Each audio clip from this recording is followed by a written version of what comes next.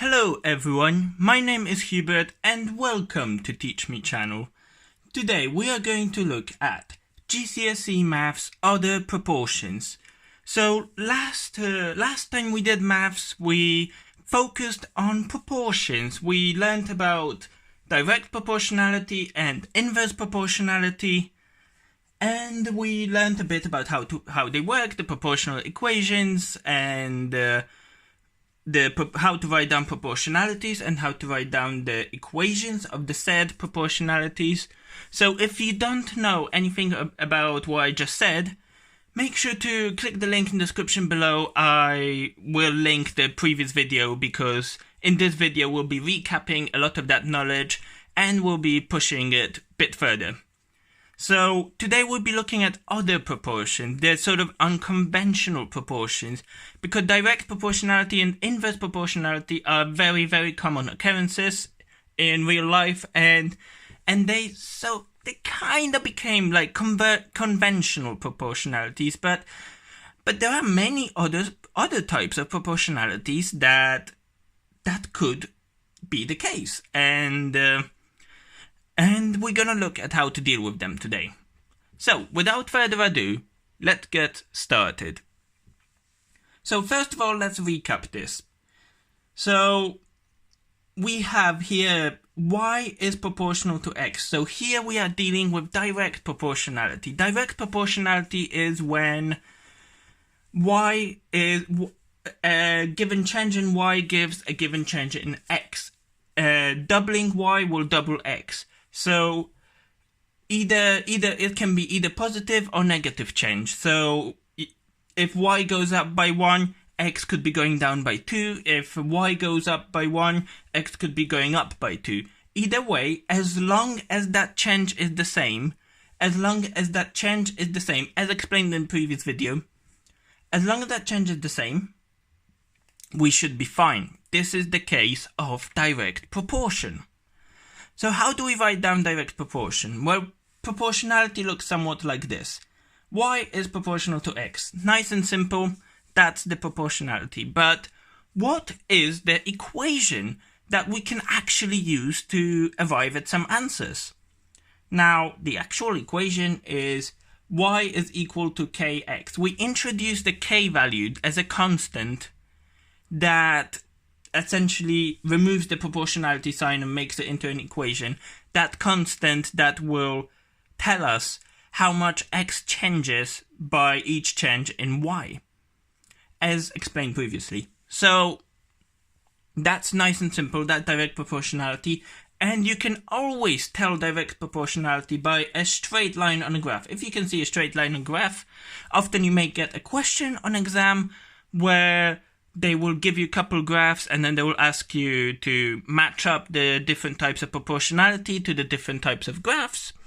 So if you see a straight line, that's basically direct proportionality. So that's the telltale sign. Now, let's move on quickly onto inverse proportionality. Now, inverse proportionality, we could say y is inversely proportional to x. So, proportionality sign is, as we previously discussed, y is proportional to 1 over x. 1 over something will always give you the inverse, the sort of inverse of the direct proportionality. It will invert that number. That's why we have that 1 over x in the proportionality sign for inversely proportional situations. Now, in order to make that into equation, we do the exact same thing. This is, again, I will recap this. This is an important thing to understand because you change from proportionality to an equation by multiplying by k. You multiply this side by k, and that will be the case always. However, some textbooks may give you this answer, that in order to turn the inverse proportionality from proportionality to an actual equation, that you need to put the k on the top and then x on the bottom. And yes, this is partly true, you divide k by x, absolutely, but this is essentially, this gives you another piece of information that you need to remember. Whereas if you keep thinking the same way, you just multiply by k. You multiply this side by k.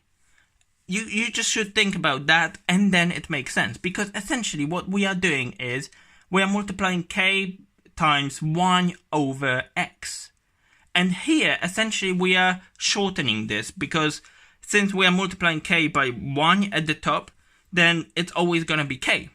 Anything by 1 is the same. 9 times 1 is 9, 10 times 1 is 10, 5 million times 1 is 5 million.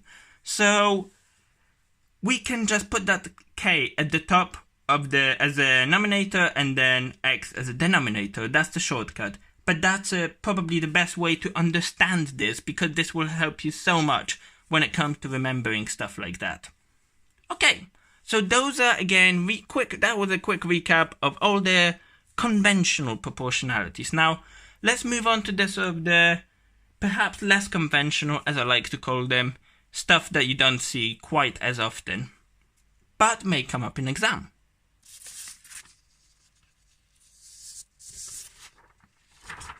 Okay, so here we go. Now, here we have, slightly more complex, y is proportional to square of x. So, what is this telling us? Because another confusion that may arise is the way they word these questions, the way they word these sort of different proportionalities. So that may come across as confusing. So, to sort of break this down, when we have first value, that's the one that's going to be sort of equal. That's the one that's going to stand alone, and it's going to be proportional to something else. So here we have y alone, here we have y alone. So the first one that comes up usually will be the one that sort of stands alone. Now, here it tells us that we are talking about direct proportionality. So this will have a lot of similarities with direct proportionalities when it comes to making an equation, as I will show you in a second.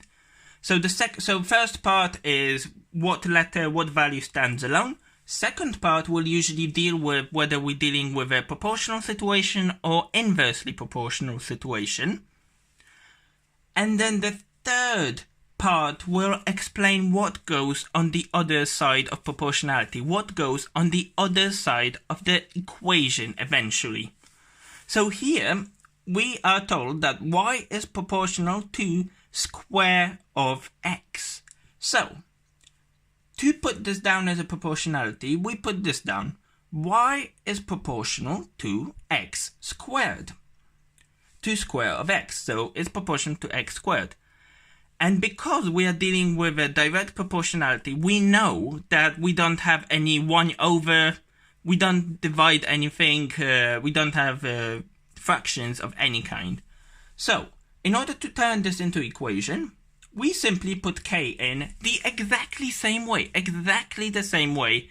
We just multiply this side of equation by k. And that will hold true in most proportionality situations. So that's the equation. Y is equal to k times x squared. Now, what is the graph? What the graph would look like? Now, here is when we come across a difference. Because here we have a smooth curve. Now, note that this is different to the graph you saw on the previous page about inversely proportionality. In directly proportional situation, we have a smooth curve going, whereas in inverse proportional situation, we usually have this kink, this sort of a clear kink in the middle as the graph goes down. And why that happens is explained in the previous video, which I remind you I put in the description below. So when you're talking about squares, proportional squares, you will have a smooth curve going up or down depending on the situation. But the point is, you will have a smooth curve in the graph, not a sort of harsh sort of a kink in the graph that that doesn't give you this sort of nice rounded off look. Now, what about similar situation where we are dealing with y is inversely proportional to cube of x? Now again, note we have three parts to this. Y is the value that stands alone, inversely proportional, so now we know we are talking about inverse proportionality situation. And the final part is what happens on the other side of equation from y, and that is cube of x. So we essentially are doing x cubed. So now proportionality looks like this. Y is proportional to 1 over x cubed, because we know 1 over because inverse proportionality, and x cubed as explained in the question. Now the important thing to consider here is that we have x cubed, which will make the graph look slightly different. It won't look that different, but it will look different. So the equation, before we move on to the graph, the equation, as we already explained, the reasoning behind this, the equation is y is equal to k divided by x cubed. Now, when the graph looks like this, so we still have the kink in the graph, but here I try to exaggerate it. That kink is going to be much harsher. This line is going to drop much quicker, and then it's going to flatten off much quicker. Exactly the same reason as I explained in the previous video for, your conventional inverse proportionality. It's just because we are dealing with x cubed, we are dividing by usually higher numbers. So here, if we have x equals 1, we have 1 divided by 1. But then as soon as we go to x equals 2, we have 2 times 2 times 2. So we are dividing already by 8. So that obviously is a massive jump. And that's what causes these massive drops and then this really rapid flattening out. Basically, we are amplifying the effect of inverse proportionality. The same thing happens, but it's just amplified. So this is it for today, guys. Thank you very much for watching my video. I really appreciate you guys watching my videos. If you think this video helped you, if you understand these proportionalities a bit better, give me a thumbs up. If you want to stay up to date on daily math, science and some biomedical science videos, hit the subscribe button below. Thank you again for watching and see you next time.